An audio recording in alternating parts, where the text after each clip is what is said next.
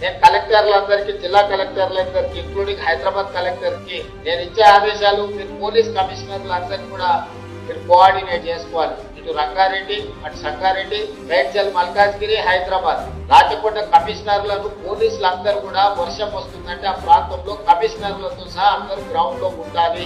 Top officer ఎప్పుడైతే ground కి వెళ్తాడో, పర్యవేక్షించడానికి వెళ్తాడో, ఆటోమేటిక్ గా మిగతా అధికారులందరూ కూడా పనిలో పడతారు. ఈసారి జూన్ 1 నుండి జూలై 20 వరకు 21% వర్షపాతం తక్కువ వచ్చింది. కానీ గత 3 రోజుల నుంచి వర్షం బాగా వస్తుంది. ముఖ్యంగా హైదరాబాద్ నగరంలో కూడా ఊహించిన దానికంటే ఎక్కువ వర్షం రావడం వల్ల సమస్యలు ఉత్పన్నమవుతున్నాయి. ఈ సమస్యల వల్ల ట్రాఫిక్ జామ్లు కానీ, నాలాలలో కొట్టుకుపోవడం కానీ, గ్రామీణ ప్రాంతాలలో వర్షాలు వచ్చినప్పుడు పిడుగుపాటుకి మనుషులు చచ్చిపోతున్నారు.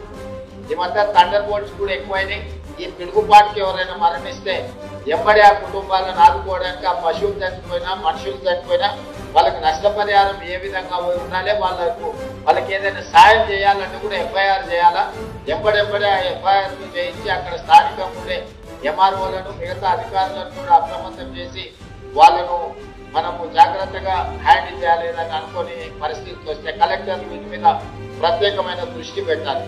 అదేవిధంగా వర్షాలు వచ్చినప్పుడే వర్షాలతో పాటు సీజనల్ డిసీజెస్, అంటు రోగాలు, ముఖ్యంగా అటవీ ప్రాంతంలో ఆదిలాబాద్, ఖమ్మం, భద్రాచలం, ఐటీడీఏ ప్రాంతాలలో ఉండే గిరిజనులు ప్రధానంగా ఈ అంటువ్యాధులకు బారిన పడుతున్నారు.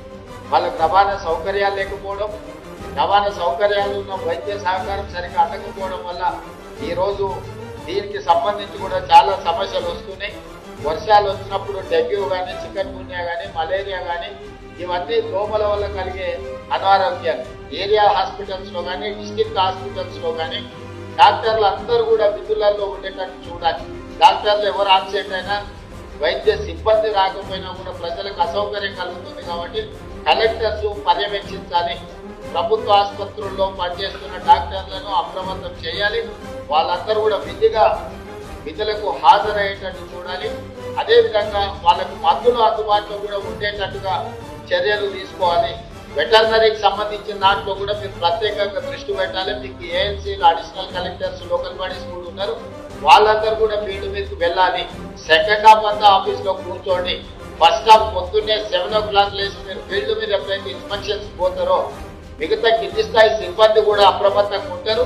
వాళ్ళందరూ కూడా జాగ్రత్త తీసుకుంటారు. వాళ్ళందరూ కూడా క్షేత్రస్థాయిలో పనిలో నిమగ్నమవుతారు. కాబట్టి కలెక్టర్లకు నేను ఆదేశాలు ఇస్తున్నా.